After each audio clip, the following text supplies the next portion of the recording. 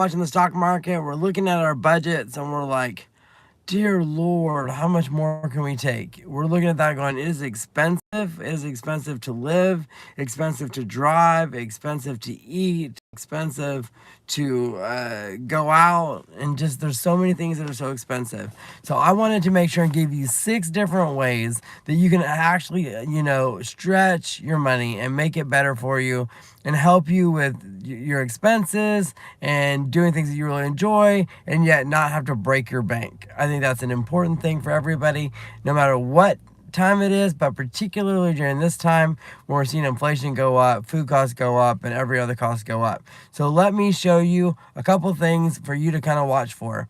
Let's start with the very, very first one. And this is something it's kind of old school, and that is coupons. Why? Because coupons are amazing. They are ultimately little checks, I call them. Why? Because you can get there and say, you know what, how much do you get off? You get 10% off, you get $1 off, you get $2 off.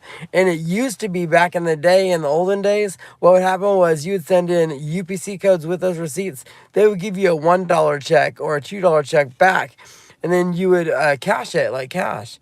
It was wild. My mom did that, and she did it so much so she actually did that and paid for my first semester of college. So she would get $1, $2 checks, and she made a couple $1,000s and paid my tuition. So I would like to thank coupons for the beginning of my education career. But they are wonderful. They're a quick little way to get you in. Understand what they're for, though. They are also there to hook you and get you in to buy a certain product. So know that they exist, but we need to be aware that they're using them in order to entice us to buy a product. So coupons, amazing, number one. Number two, buying in bulk. Now, this is a little bit different. I'm going to tell you a couple different ways to do that. Again, when I was younger, I used to love watching infomercials. And one of the infomercials I loved to watch was the vacuum sealer. So what people would do is they would buy big portions of meat or big portions of grain or whatever, and they would vacuum seal it and put it in their freezer, and it could last for like 6 months, a year, 2 years, like that. And so I just loved doing that because I thought, what if you bought everything that size and then you broke it down in pieces? You would have it available for you. Plus, in my family, my dad was a siding contractor. My mom stayed home. And so ultimately, wintertime was a little bit different. So you would stock up on everything during the year so that you could eat very well in the winter. So I was kind of like a squirrel, but ultimately, it was something I learned to do. So even now, when I see something on sale, example, I went to a Crest and they had cream of mushroom soup, cream of onion soup, cream of everything soup on sale. So I bought 20 cans. Who needs 20 cans? This cat. Well, because for the next 3 years, I won't need it. I can just pull it out of my pantry, and then I'm ready to, use it. So I do that. I buy in mass or in bulk. Also, you can buy like in bulk, like large scale. So if you have a Costco membership, or if you have a Sam's membership, or even if you have a Walmart that's near you, if you have Azure Standards, for those of you guys that are buying in mass scale, they do usually ship and they have drop off sites near you. They're also, the quality can sometimes be a little bit better on that. We see a lot of homesteaders that do that, and bread makers and things like that, where they deliver to you and around you.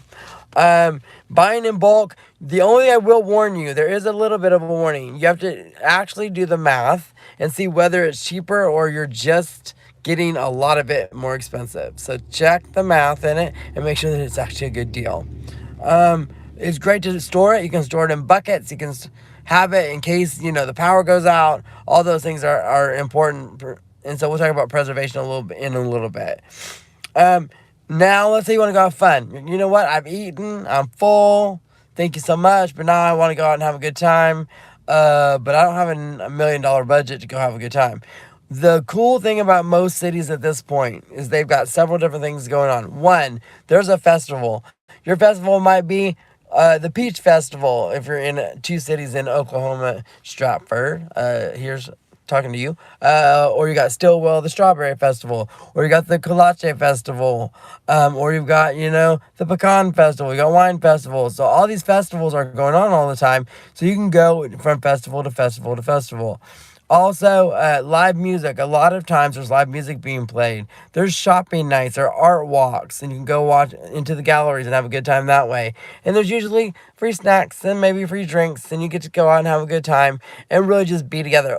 Or if you are, of course, lucky, you have state parks near you. Now they are starting to charge a little bit, but at the same time, it would be cheaper to pay $15 for a whole night at a state park or a place at a state park versus going out. There's that. You have city parks. Most city parks are beautiful. Good chance for you to go play, go outside, go walking. You have that available to you. What else? We have pools. Now the pools, they may be $6, $7. If you don't have one personally, so there's that. What else is going on? But yeah, a lot of things, a lot of lectures and different grand openings and things like that. They are a lot of fun.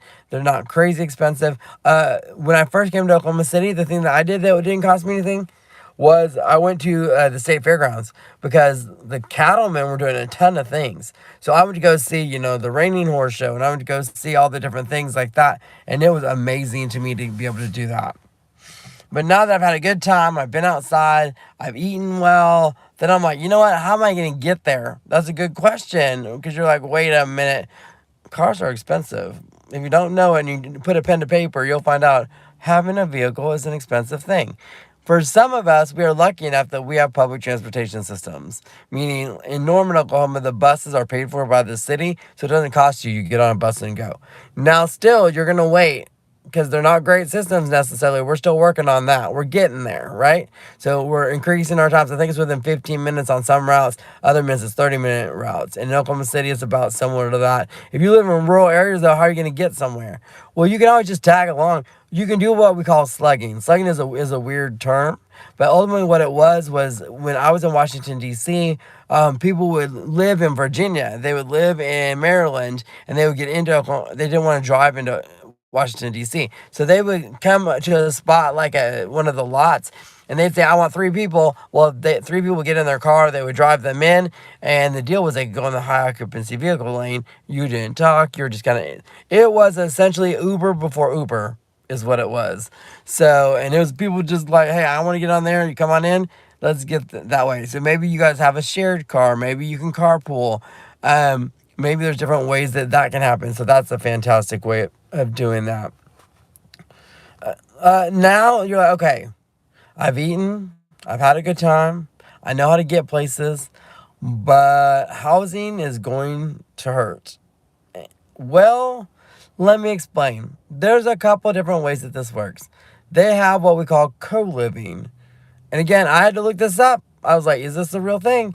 It is very much a real thing. So co-living ultimately means is that 2 people live together, or 3 or 4 people live together in a living space, not romantically involved. They just live together because the bills are cheaper. So you might have 3 or 4 people that aren't related that are living in a house. It's a 3 or 4 bedroom house, and you're sharing expenses and things like that. So that is a way to bring that cost down. So let's say you can't afford $1,400 a month, which is about what rent costs here in Norman, Oklahoma. Well, then you may have to have roommates. Well, you could have other roommates, and that's co-living. Or co-living also could mean you're in your 20s, or your mid-20s or late 20s, and you are living together.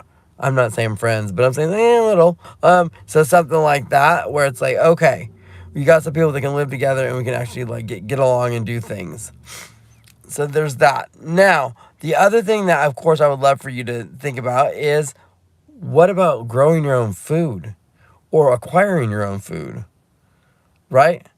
So a couple different ways you can do that. One, you can grow your own food, but you need to be aware of seasonality and when you grow stuff and what is grown at that time. So, for example, right now it's winter.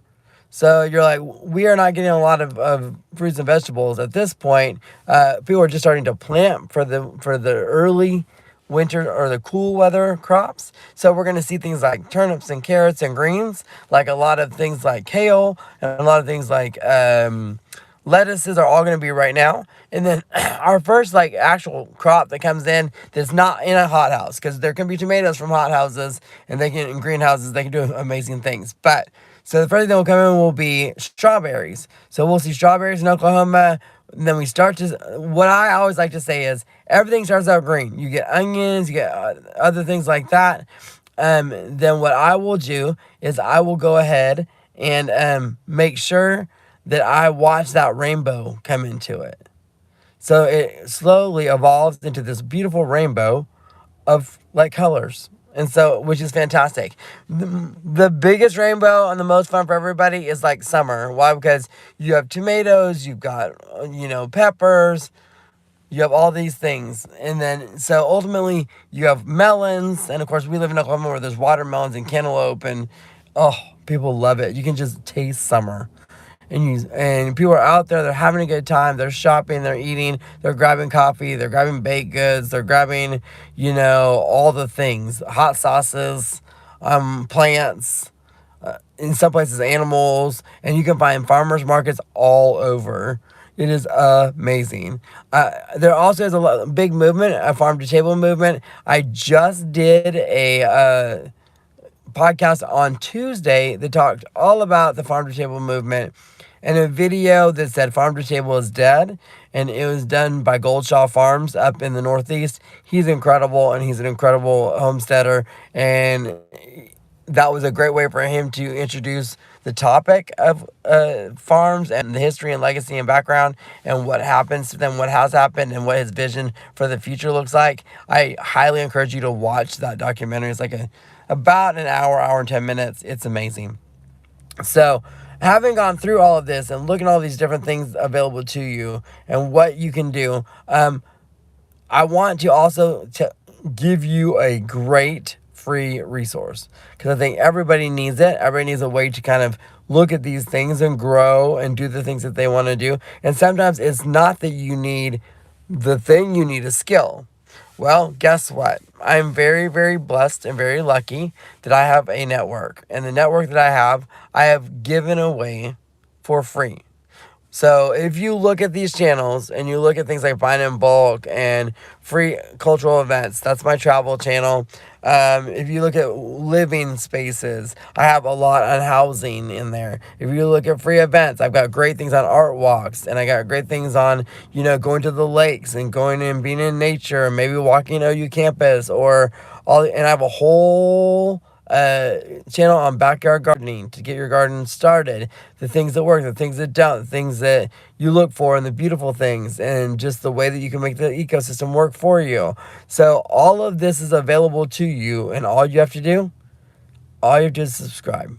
So that's the only thing that needs to happen. So hopefully you have a chance to watch this, enjoy it, get some ideas, at least 6 different ideas that help you make things more affordable. And then you go ahead and share this with friends and tell them, hey, check this out, great ideas, and then get together. And while you're at it, if I have forgotten something or you want to add something to it, please put it in the comments below. Don't forget to like and subscribe and make sure that you are getting my podcasts and that they're being sent to you. They run about 13 to 15 minutes every Tuesday and Thursday around 4 o'clock. So I hope that you're having a great day, and I really appreciate everyone who watches, everyone who likes, shares, and then is a view on this, and I appreciate you very much. Talk to you soon.